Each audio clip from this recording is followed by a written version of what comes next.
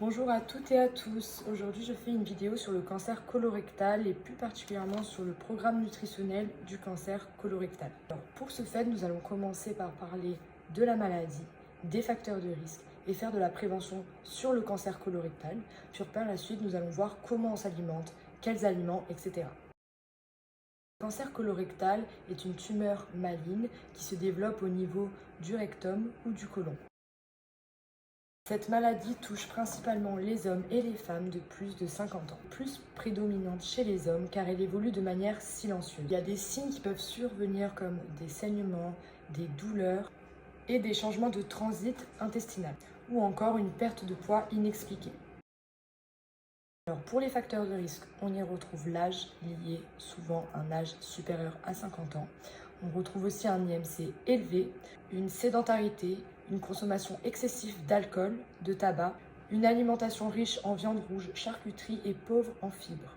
On peut y retrouver également des antécédents familiaux sur le cancer colorectal ou bien encore des maladies inflammatoires chroniques de l'intestin, comme la rectocolite hémorragique ou bien la maladie de Crohn.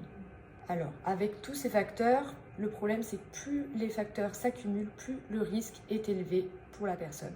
On va parler de la prévention, donc se dépister et voir avec le médecin des solutions. Le médecin va évaluer le niveau du risque et va adapter un dépistage. Pour le dépistage, on va d'abord faire un test immunologique avec des recherches de sang dans les selles. Si par la suite ce test est positif, on va passer à une coloscopie.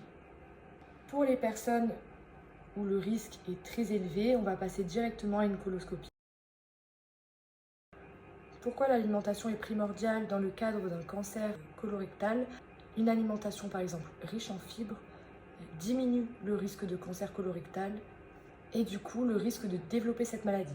Alors qu'est-ce qu'une alimentation riche en fibres? Ça va être une alimentation avec des légumes, des fruits, des céréales complètes et des légumineuses.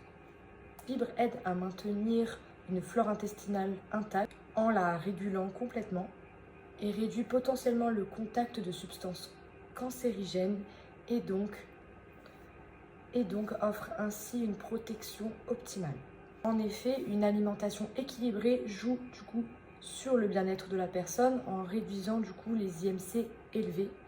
Pour les personnes déjà atteintes du cancer colorectal, l'alimentation peut aider à réduire les symptômes, les effets secondaires du traitement et aide à un processus de guérison.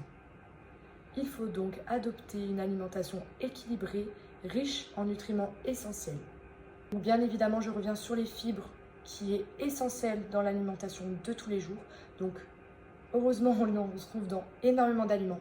Le pain, les légumineuses, mais aussi principalement dans les fruits et légumes où on y retrouve pas seulement des fibres, mais aussi des minéraux, des vitamines, des antioxydants.